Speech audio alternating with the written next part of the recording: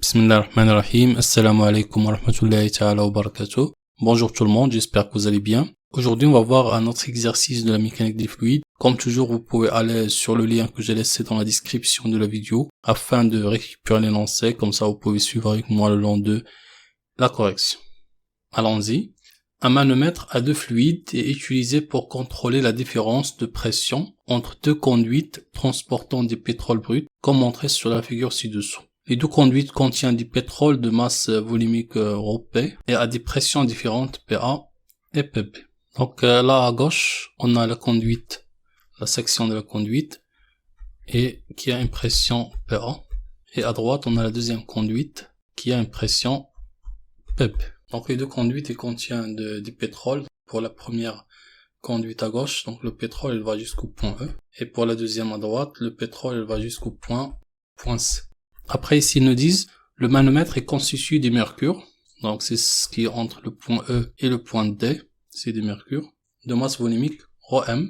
Et de l'air considéré comme non pesant, masse volumique négligeable. Donc là, l'air, ils nous disent qu'il est non pesant. On va voir après dans les questions comment on va utiliser cette donnée. Pour l'air, il va du point D jusqu'au point C, ici. Après, à droite, vous avez les Z des différents points aux interfaces. Et il nous donne aussi comme donnée, vous avez quelques hauteurs. Donc H2 entre le point B et C. H1, c'est entre le point A et E. Et H entre le point E et D. Tout ça, ce sont des données pour l'exercice. On peut maintenant entamer la réponse aux questions. Là, on va commencer par la question 1. En utilisant la relation fondamentale de l'hydrostatique, c'est-à-dire l'équation de l'hydrostatique, exprimer la différence de pression delta P égale PB moins PA en fonction des masses volumiques et des hauteurs indiquées sur la figure. Donc là, on cherche à exprimer la différence de pression entre les deux conduites en fonction des données de l'exercice. Bien sûr, on ne peut pas directement appliquer l'équation de l'hydrostatique entre le point B et le point A. Donc là, même s'ils appartiennent au même type de fluide, c'est des pétroles, mais là, ils sont pas connectés par le même fluide. Donc là, du point A vers le point B, on n'a pas que du pétrole, mais il y a le mercure, il y a de l'air. Donc on ne peut pas appliquer l'équation de l'hydrostatique entre ces deux points directement. Du coup, on peut passer par les interfaces, et on va commencer entre le point B et le point C. On va faire B moins PC est égal. Ces deux points ici sont connectés par du pétrole, donc ρ, P, G. Et là pour les Z en inverse, ZC moins ZP. Après maintenant ce qu'on va faire, on va remplacer les Z en fonction de H. Entre le point B et le point C, ce qu'on a c'est le H2. Et H2 c'est quoi? C'est Z des points le plus haut. Ici le point le plus haut c'est C. Donc ça va être ZC moins Z. Ce qui nous donne ici, si on remplace, PB moins PC est égal ρ P G H2. Pourquoi? Parce que là on a ZC moins ZP qui est exactement H2.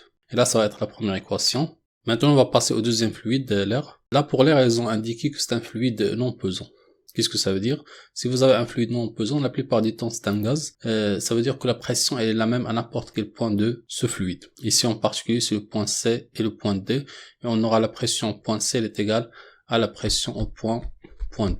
Et là ce qu'on cherche ça va être PC moins PD, donc on va faire PC, je vais faire passer le PD de l'autre côté, ça me donne PC moins PD est égal à 0, et là ça va être la deuxième équation. Donc là ici vous pouvez appliquer l'équation de l'électrostatique aussi, donc là c'est une autre méthode. Donc vous allez dire que PC moins PT est égal ρ de l'air G ZT moins ZC.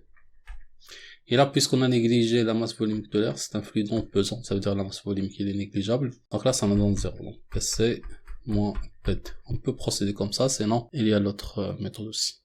Maintenant pour le mercure, on va faire PD moins PE est égal ρ du mercure G ZE moins ZT.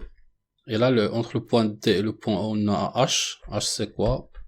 Z du point le plus haut, ZE moins ZT. Donc c'est exactement ce qu'on a ici. Il faudra juste remplacer cette différence par H, ce qui donne PD moins PE est égal ρm G H. Et là c'est la troisième équation. Maintenant pour le dernier fluide, le pétrole à gauche, on va faire PE moins PA est égal ρ pétrole G ZA moins ZE. Là aussi, entre le point A et E, on a H1.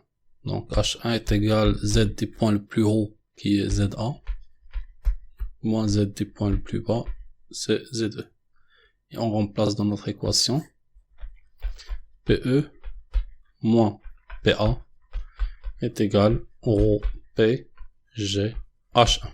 Maintenant, comme d'habitude, on va additionner 4 équations membre à membre pour se débarrasser des pressions intermédiaires et de ne garder que les pressions PP et PA. Je vais réécrire les 4 équations pour les additionner. Là, c'est la première équation, et là, c'est la seconde équation, la troisième et la dernière. Là, on va faire la somme des membres à gauche. On a moins PC qui va se simplifier avec PC, et moins PD qui va se simplifier avec PD, puis moins PE qui va se simplifier avec PE, et il nous reste juste le PB et le moins PA. Égal. Pour les membres de droite, ρ PGH2 plus 0 plus ρm GH plus ρ PGH1. PB moins PA, c'est notre delta P. Et là, à droite, on peut factoriser pour le premier et le dernier terme par ρ P G.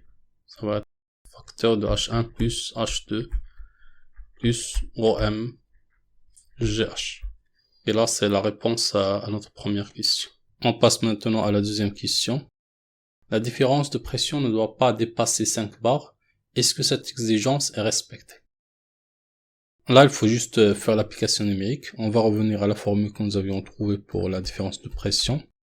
C'était ρ P G H1 plus H2 plus ρm GH égale ρ P c'est 900 kg par mètre cube, G c'est 9,81, H1 c'est 15 cm, donc là il faudra utiliser le mètre, donc on divise par 100, ça nous donne 0,15 mètres, plus H2 c'est 35 cm, même chose, on divise par 100, 0,35 mètres, plus ρm pour le mercure, la masse volumique c'est 13 500 fois G 9,81 fois H 12 cm, ça fait 0,12 mètres, ce qui nous donne 20 218 pascal.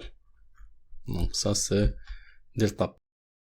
Mais là il nous demande de comparer avec un seuil de 5 bars. Il faudra convertir les pascals en bars, et on fait ça en multipliant par 10 moins 5. Donc delta P est égal 20 218 fois 10 à la puissance moins 5 bars, ce qui donne 0,2 bars. Donc ça c'est delta P. On voit bien qu'il est inférieur à 5 bars, donc l'exigence est respectée. Comme ça, on est arrivé à la fin de cette vidéo. Dans la description de la vidéo, vous allez trouver le lien vers l'énoncé de l'exercice et la correction détaillée. N'hésitez pas aussi d'aller sur le site et sur la chaîne YouTube pour découvrir d'autres exercices qui peuvent vous intéresser. Je vous donne rendez-vous à un autre exercice et une autre vidéo. D'ici là, portez-vous bien et à bientôt.